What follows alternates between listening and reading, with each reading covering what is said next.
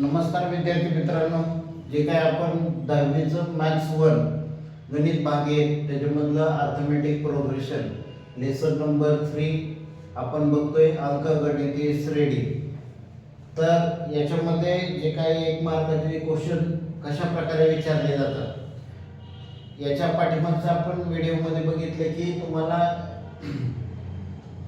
First term दिलेले आहे आणि डिफरन्स दिलेले आहे आणि त्याच्यावरून आपल्याला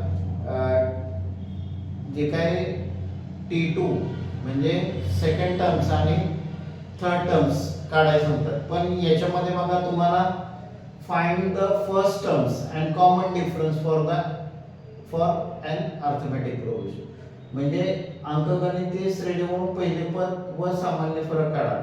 म्हणजे आता तुम्हाला ही अंकगणितीय श्रेणी दिली, अर्थमॅटिक प्रोग्रेशन दिले, याच्यावरून तुम्हाला ए आणि डी काढायचे।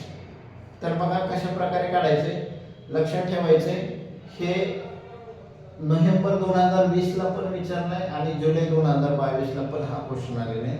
अशा प्रकारचे बरेच क्वेश्चन विचारलेले आहेत। तर याच्यामध्ये बघा अर्थमॅटिक प्रोग्रेशन दिलेले 127, 135, 143 आणि 151 अशा प्रकारचे अर्थमॅटिक प्रोग्रेशन दिले।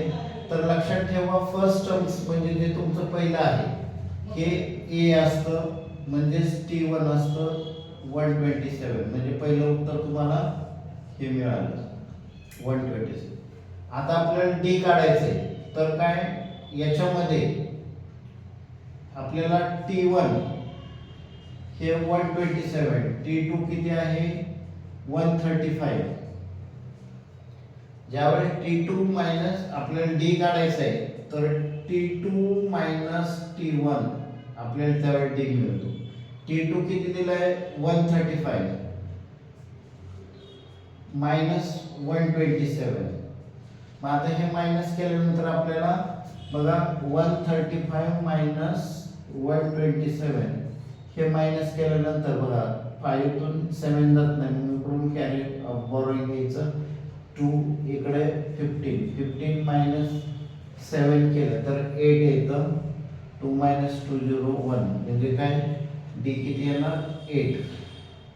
तर अशा प्रकारचे जे काय क्वेश्चन आपल्याला विचारले जातात, म्हणजे तुम्हाला ए बरोबर किती मिळालं याच्यामध्ये आन्सर, ए बरोबर 127 आणि डी बरोबर 8, म्हणजे पहिलं पद 127 आणि डी म्हणजे सामान्य फरक किती आहे 8। हे अशा प्रकारचे 1 मार्काला क्वेश्चन विचारले जातात।